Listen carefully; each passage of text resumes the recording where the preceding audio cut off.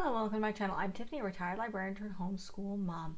And in this video, we're going to continue with the Guardians of Ga'Hoole book series, and we got here to Exile. So this is book 14. This is the second to last book in the official series. She does some years later, and I have a copy of that. She does a prequel, which is The Rise of a Legend.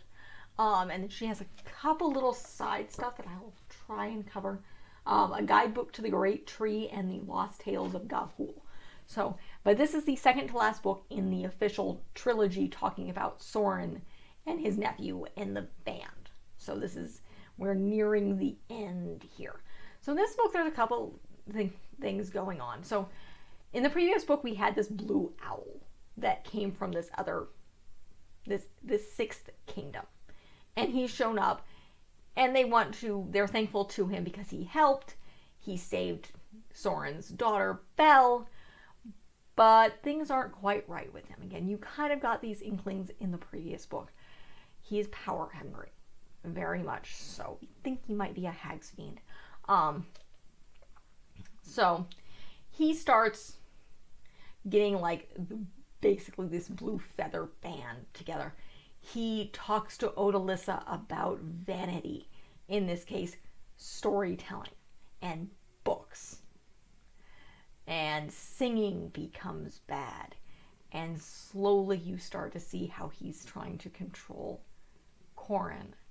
And Corin just he's weak, he's kind of taken over, and they get rid of singing and they start burning books.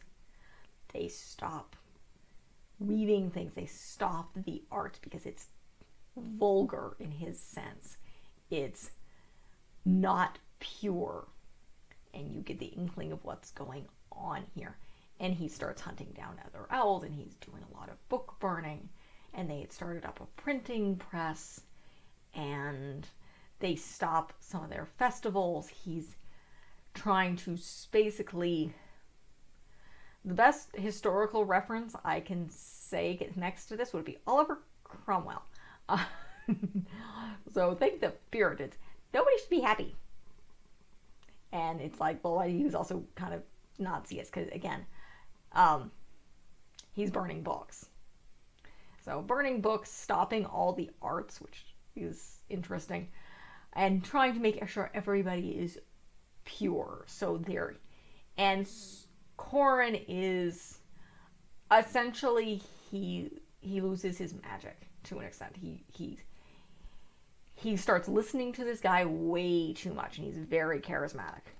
And so Corin gets kind of sucked in.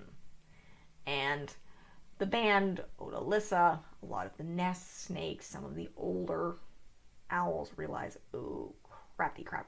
So he sends the band off.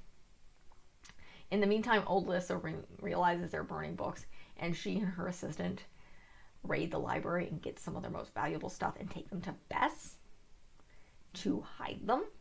And they're already kind of getting an idea of what's been going on, and they'd already started hiding things and trying to keep things away.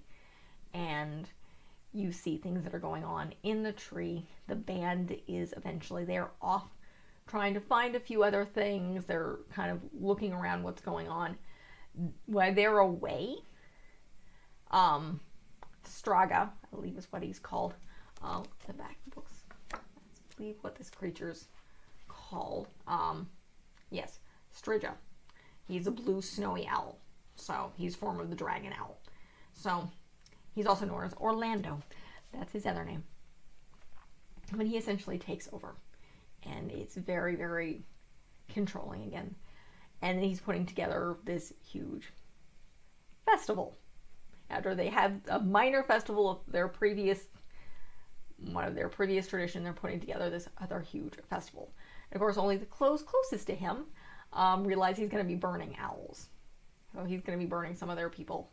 And he's burning a bunch of things. He's destroying their culture because he wants to take over. He wants the ember. Odalissa, some of the older owls realize something's up and realize, okay, we need to get the actual ember the heck out of here. So they also take that. They sneak that out of the tree and take it, I think, to Bess. So they hide that. And of course, Soren comes in. They substitute a fake Cole and give that to him. Because again, Straga kind of wants this power. He wants to consolidate power. He wants to complete. He wants complete control. And so this is going on.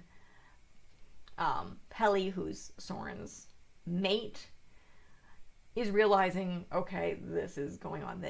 The entire parliament realizes what's going on, and they go underneath and meet together under basically in the roots below the parliament building, below the parliament where where the band used to overhear the previous parliament back when they were younger owls. And they talk, they realize they need to fight from within. So they start planning a battle using the ice talons that Straga may not necessarily know about. So, excuse me. So they start planning basically a war within the tree for this day.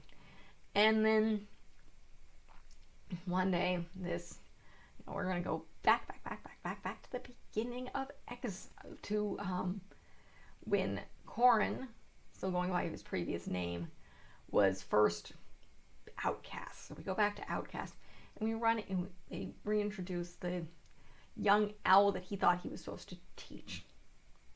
Corey, who's named after him. Who's named Corin after him. And his sister, who's married, has a mate, was very intelligent. Definitely a cultivator of books, and she tried to protect her books. And she's disappeared. And he realized that she was taken away. He decides to go see the king. He remembers the king, at least to the center of what his parents had told him. And he's eventually brought in to see him after claiming he knew somebody who was hiding things. He tries to see Corin. They briefly see him and then sends him away. However, Corin feels a stirring in his I cannot remember what they call it. Basically, his soul. And he looks into the fire. And he starts seeing things again. And he realizes the coal is fake. And he's like, oh dear God, what have I done? I've been hiding in here. I've been taken over. I have been weak. And then he realizes he has to play the game. So he sneaks around. He looks at how the tree's been destroyed. And it's like, oh dear God, what the heck do we go? Eventually he realizes, okay, I have to get out of here. So he goes, he escapes Straga's interference to go find Corey. And to find his sister, Kali. And I believe that's her name. Again, most of the time I can find characters in the back of the book. And let's see. No. But this other female owl, and he goes looking for her because he actually at this point realizes that they're going to be burning owls, that only a select group realizes. Now meanwhile at the tree, Striker realizes, wait a minute, the king is gone. I want to be king. I should have the power. Because again, he's crazy and evil, and is obsessed with power. So, and purifying and destroying language and stories, because again, he thinks they're vulgar and vanity, because he's crazy. But Corin escapes. He runs into this other female owl, and he helps her. He saves her from being attacked and being taken. And they cover themselves in moss because they realize, okay, so Soren, they realize they're building an army. They build an army to go and basically rescue the tree. So they're back in the southern kingdoms. They're in where are they? They're in Amblia. So the forest kingdom of Amblia, which is a little bit further south. And they gather an army and they learn things. And then the owl from the south, the other blue owl, Tengesu, who's a blue long-eared owl, he's a quasi-master. He comes from the Middle Kingdom because he realizes something. Basically, this guy is going crazy, and he's gonna hurt these five other kingdoms. So he comes to them and helps them learn some of the tricks that they know to fight, which don't necessarily involve physical weapons. So they amass their army. They're covering themselves in moss to hide who they are. And they show up at this festival. Soren realizes, he joins him along with his other female cow. He really reveals himself to his uncle and apologizes. It's like, I was weak. I screwed up. I want to help. He's like, okay, you want to help? You need to work for it. And this other female owl had told him, it's like, you have to keep working to be king. That's part of it, is you have to keep earning it over and over again. So now you have to re-earn it by helping us deal with this mess that you made. So they have this festival where they're going to burn other owls. They reveal themselves both from the whole trio and the reinforcements. And there's a huge battle at the end of this book where Straga, of course, gets away. Now, Belle realizes that some of this was her fault. She blames herself because she was so enamored by him. Once she realizes what the nonsense this owl had spread about her father and his friends and basically the people that she grew up with and her adult. She's still a young owl. And she actually hides and gets away from the younger owls to help save her mother. And she helps rescue her mother. And then Straka grabs her and he's going to kill her. And he makes everybody drop their weapons or he's going to take her head off. And part of her wants to die. It's like, don't do that, but don't let me die. Then again, she's a young owl. She's a young girl, or in this sense, young female owl. And however, the skills of the Middle Kingdom, they don't necessarily need weapons to fight, and they can't drop those weapons. So they're able to chase him away and get Bella released, and he flies off. And I think some of his followers follow him. They kill most of them. And Odalessa is hurt. She actually loses an eye. She's able to come back. And so the end of this book is they realize she's depressed. And this other owl who had come in with Corin, she comes and joins the Gung-Hole tree with her mate and her brother and her children. And she's very intellectual, so she's spending some time with Odalissa. They're reading to her. And she goes to Corin, and she says, Odalissa's still depressed. And she keeps mentioning this other owl that she met years ago, who was a prince in the Northern Kingdoms, and I think we should go. So Corin's like, okay, you, me, and your mate, we're just going to go. He tells the band where they're going. They're going to go get this owl. And they go, and they bring him back. And this was something that someone Odalissa loved. And they were separated by the fact that she needed to fight and he was a pacifist. So they bring him to her and he comes and she loves him and he loves her. And it's like, we haven't changed, but we are now more than just a pacifist and a warrior. He's now a healer. He uses herbs and various other things. And she's a scholar. So they come together, and that's kind of the end of this book. So except for the fact that, of course, Corin is seeing things in the flames. So obviously the next book is the War of the Ember. So Straga actually goes to Nera. So that's going to be the final battle and the ending of this official story. So that's it for this book.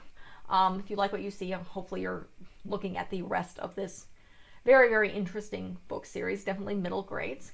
You could probably use it at high school. I'm kind of enjoying it. It's just long. It's a 15 book series, and then they have the Rise of a Legend here and a couple others. So it's a very long series. And trying to read things in physical form with a child is difficult. There's a cat in my lap here. So, and of course I have them out from the library. So I will be recovering the War of the Ember. That I will have to be in ebook form, as I mentioned in some of the other videos. These are no longer available in physical form. Scholastica is no longer actually printing them. They're still available in digital form, though. Yeah, issues. My opinions on that. I do not like that, but nonetheless. So, if you like what you see, be sure to check out the rest of the channel. I do some series. I've done a wide variety. I've done Princess Diaries, I've done Tamora Pierce, I did some darker stuff. I do a lot of standalone stuff as well. Some picture books, some middle grade chapter books. Cats. It's gonna bite me. Cat. Kendra. She's 12 or 13, almost 13, as of the shooting of this video. By the time you guys see her, she'll be 14. She's frightening if she's still gonna be around. But again, I do a lot of stuff. I also do some film reviews, obviously older stuff, mostly family friendly. Otherwise, it's educational mostly, unless it's kind of just fun. I did do Down Periscope. That's available. That was one of my first ones, but I do some darker stuff just because it's educational. I've done Cry Freedom and the book that goes along with it. That was last year. Those are educational, but the book is really, really dark. Unfortunately, so is real life. So that was a biography. So, but again, there's a lot of stuff. I also do some educational travel stuff, as well as, by the time you guys see this, my daughter will be 4, so we'll be ramping up the secular homeschooling stuff. So it's coming. So by the time you see this, hopefully there'll be more of that. But right now, this is being filmed in February of 2022. So you guys won't be seeing this till 2023. That stuff is in the works. So by the time, hopefully, you see this, I'll have more of those videos. So be sure to like and subscribe, leave a positive comment if you have one, and check out what I've got, and look forward to more. Thank you.